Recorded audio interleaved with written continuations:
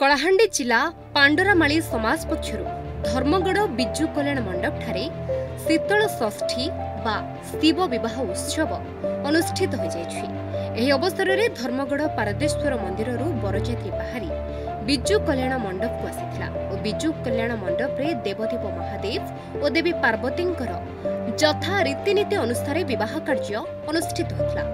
टीपीगुड़ार डंबुरुधर नायक और तांको स्त्री पांकजिनी नायक बरपक्ष कर्ता होइथिबा बेले धर्मगढ़ बस्तीपड़ार राजेन्द्र भोई और तांको स्त्री अंजलि भोई कन्या पक्ष कर्ता होइथिले। कलाहांडी नुआपड़ा पड़ोसी नवरंगपुर अंचल में रहुथिबा 36 वर्गर पंडरामाली समाज लोकंकु नहीं पांडरामाली समाज गठन होइथिबा बेले प्रथम थर शिव विवाह कार्यक्रम करा जायछि। बाजा बाण सह भजन कीर्तन रे भक्तिमय पूरा परिवेश प्रकम्पित हो उठिथिबा बेले पूजक उपेन्द्र कुमार पंडा द्वारा वैदिक रीतिनीति विवाह कार्य संपन्न करा जायथिला।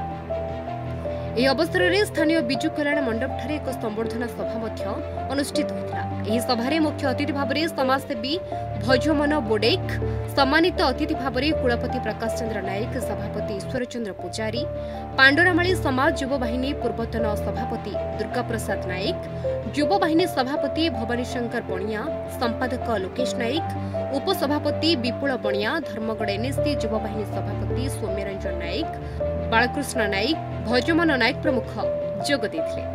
चलित वर्ष ओडिशा माध्यमिक और सीबीएस दशम द्वादश और स्नातक कृतित्व अर्जन करिथिबा 33 जन छात्र छात्री गणपति मेमोरियल और समता चौहान जरिया 3 डाक्तरी छात्र लिपुस रंजन बोडेक, विजय नायक, भोलेश्वर नायक को मानपत्र उपढौकन सह नगद 10,000 टंका प्रदान करा जायथिला। कलाहांडी यूनिवर्सिटी टॉपर रमन कुमार नायक को संबर्धना करा जायथिला।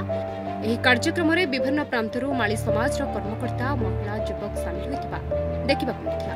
माली समाज होची गोटे आदिम समाज। आमे प्रभु शिव एवं माता पार्वती मानस संतान। आगु ये पर्वटा आमे पालन करनुथिलु, किंतु गत 4/5/2025 चारवाल आम जो महासभा है से महासभा आम नियमावली रे स्थानित कलु जेहेतु आम मानस संतान प्रति वर्ष पर्वटा को पालन करमु।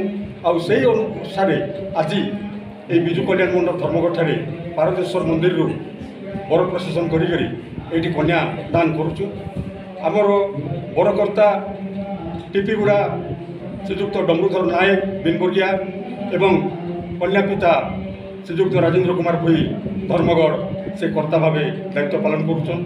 एणिकी यहाँ प्रत्येक ग्राम में जमी आम समाज लोक पालन करेंगे से प्रति ध्यान देवु एवं जत्नवान हेबु एवं यही पर्व जमी विभिन्न जातिर विभिन्न लोक आराध्य देवों पूजा करती से भाई आम शिव पार्वती पूजा को धूमधाम रे पालन करने निष्पत्ति नहीं मानस संतान तेणुक आम ये पर्वटा के प्रथम करी आम महासभा ये पर्वटा के पालन करवा लगी आम जातीय स्तर भाया आम सेमती गोटे यहाँ पर्व के पालन करुचु।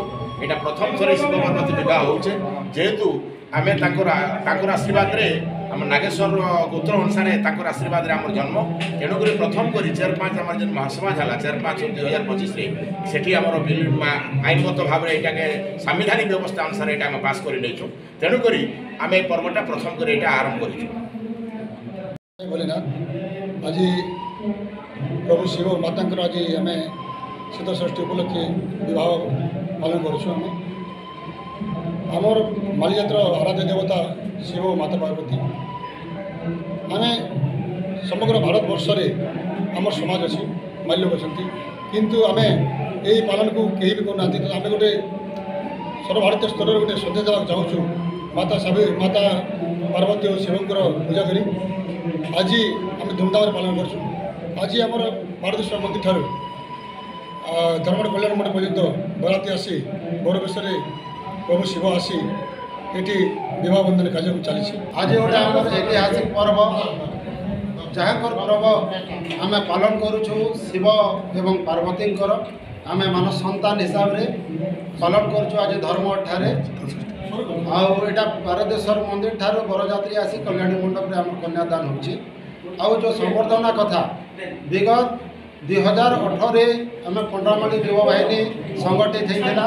ये संगठन मुख्य होचंती आमर पूर्वतन युवा बाहिनी सभापति श्रीजुत दुर्गा प्रसाद नायक एवं जो संवर्धना आम तृतीय छात्र छात्री मान प्रदान करुचु सेटा गणपति ट्रेड्स एवं मेमोरियल प्रदान करुचु ए वर्ष आमर दशम एकादश द्वादश छात्र छात्री 33 जन आमर माली समाज कृतज्ञता होती से आज यही महान पर्व आज संवर्धना आम कर कलाहांडी जिला धर्मगढ़ सौम्यरंजन नायकों रिपोर्ट न्यूज 8 ओडिया।